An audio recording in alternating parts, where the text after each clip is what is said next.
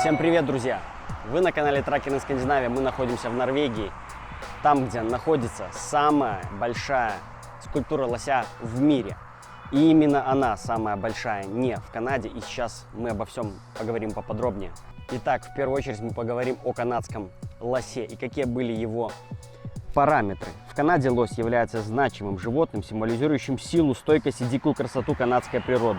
Лось встречаются во всех провинциях и территориях Канады, кроме острова Принца Эдуарда, и часто изображаются на гербах в искусстве. И одной из самых известных скульптур лося в мире является канадский лось Мак в городе Мусджо, Саскачеван.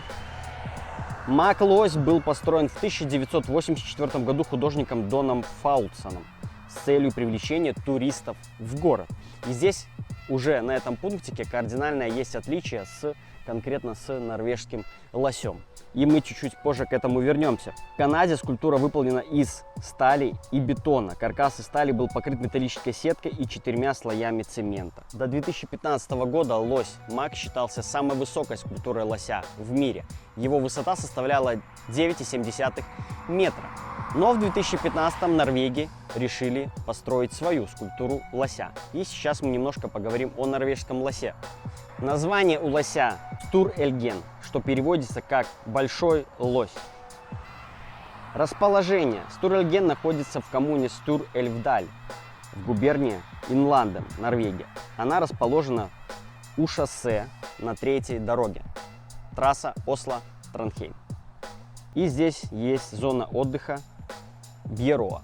Здесь можно стать на грузовике, но когда пик сезона туристов, это может быть затруднительно. Я же смог найти место. Как видите, место еще имеется. Отдельная площадка есть для легковых, имеется туалет, столики, место для отдыха, то есть отличное. И также есть выездной ларек, в котором вы можете что-то покушать по норвежским ценам. Ну и мы вернемся к созданию лося. Художником этой скульптуры была Линда Баке. В Норвегии, да, наверное, уже и в мире она очень популярная, как правильно, художница. Сотрудничает с Норвежским управлением общественных дорог. Проект начался аж в 2009 году. Основная цель, почему я говорил, что она отличается от канадской, повышение осведомленности водителей на дороге.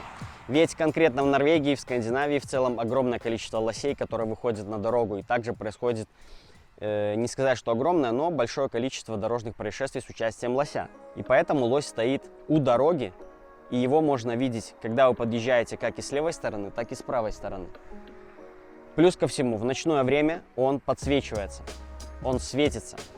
И, собственно, сам, так как он блестит, а изготовлен он у нас из полированной нержавеющей стали, поэтому на солнце он очень сильно блестит.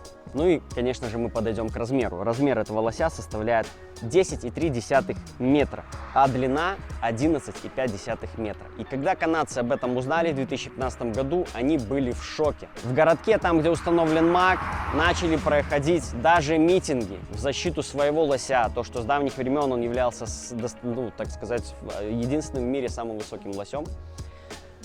Поэтому народ требовал от правительства срочно реконструировать Мака. Ну и что в итоге сделали Маку? Маку сняли рога и поставили другие. Но я считаю это абсолютно нечестно, и в целом это как бы не было признанным официальной какой-то новой скульптурой. И то есть по факту официально составляется норвежский лось 10,3, он является самым высоким, потому что ему рога никакие не переделывали. В Норвегии в тот период ответили канадцам тем самым, что мы, ребята, можем просто ему сейчас удлинить ноги еще на пару метров, но мы этого не будем делать, у нас нету к этому никакого интереса. Ну, канадцы поступили, так сказать, как могли. То есть никто не собирался, естественно, переделывать ихнего лося, потому что это было очень дорого. Но так как он является неотъемлемой и важной частью города долгие годы, то ему увеличили рога. Ну, пусть так и будет. Но считается, по версии канала Тракинг Скандинавия, это самый высокий лось в мире, скульптура лося. Я думаю, со мной многие согласятся, потому что добавить в длину рога, ну, может любой дурак на самом деле. А сделать такую скульптуру – это уже отдельно. Создание этого лося было очень масштабным проектом, который занял несколько лет и включал международное сотрудничество.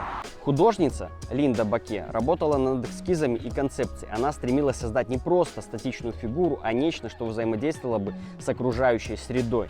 Сама же постройка уже скульптуры и установка ее заняла всего лишь 6 месяцев. Большая часть деталей была изготовлена в Китае, потом привезена в Норвегию. Это решение, естественно, было принято в экономических целях. Ну и скульптура, конечно же, была создана такого типа, чтобы она выдерживала все непогоды, которые только могут быть в Скандинавии. И значит, после установки официальное открытие было 15 октября 2015 года. Ну и, конечно же, главная задача, чтобы водитель видел этого лося и всегда помнил, что на дорогу всегда может выйти лось. Также на протяженности этой дороги будут встречаться висящие на деревьях рога и расписные мосты для большего привлечения внимания водителя. Норвегия в целом очень серьезно подходит к безопасности на дорогах, и, наверное, она является одной из самых лидирующих стран по количеству смертности на дороге среди людей. И это правда. Скульптура очень высокая, привлекает огромное количество туристов ежегодно. И она прекрасна по-своему в любой сезон, и осенью, и зимой, и летом, и весной. Также здесь очень большой огромный лес, где вы можете погулять по разным тропинкам, поискать, пособирать ягоды и грибы. Я лично грибы нашел, а ягоды не нашел. Я надеялся на чернику, но, увы, черники здесь не было. Лось огромный и выполнен очень художественно, со всеми линиями и даже кое с чем еще. Также возле лося находятся его так называемые экскременты, и когда-то давным-давно они были также сделаны из такого же металла нержавеющего, но затем они были заменены на камень, и на каждом из камней теперь располагается след от какого-либо животного. Но один камень почему-то пустой, просто как одно яйцо. Конфликт между лосями – это скорее дружеское соперничество или лосиная война, как ее называли в СМИ. Канадский лось на протяжении 31 года с момента своего создания в 1984 году носил неофициальный титул самой высокой статуи лося в мире, достигая высоту около 9,7 метра. И поддала жару, в принципе, в новости сама же Линда Баке, которая заявила, что первоначальная цель была, это чтобы лось был выше канадского. И с этого, в принципе, начались раздуваться разные споры. В январе 2019 года канадские видеоблогеры привлекли внимание к этому вопросу, назвав потерю титула вопиющим оскорблением и призвав власти принять меры. Они даже запустили краундфандинговую кампанию для сбора средств на увеличение мака.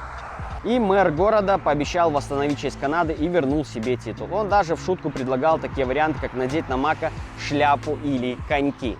Компания по сбору средств получила поддержку, в том числе крупное пожертвование в $25 тысяч от канадской пивоварни. И тем самым они всего лишь увеличили рога, да, то есть $25 тысяч это пожертвовала всего лишь одна компания. Сколько пожертвовала там в сумме и собрались какие деньги, я думаю, там огромная будет сумма, на что можно было поставить нового лося в высоту 15 метров. Новые рога были сделаны из более легких материалов, чтобы не увеличивать вес скульптуры. С новыми рогами высота мака лося достигла 10,36 метра, что позволило ему вновь превзойти Стур-Эльген. Хотя соперничество было добродушным, обе стороны признали его забавным. Были даже предложения о лосином перемирии, и Норвегия признала мака самым высоким, в то время как канадцы часто называют Стур-Эльген самым блестящим и красивым лосем. Этот конфликт стал забавной международной историей, которая привлекла внимание СМИ по всему миру и помогла повысить узнаваемость как Мусджо, так и Стур-Эльдала. Это отличный пример того, как местные достопримечательности могут стать частью глобального, хотя и шутливого соревнования. А с вами был канал Tracker in Scandinavia и я, Федор. До новых встреч. Пока-пока.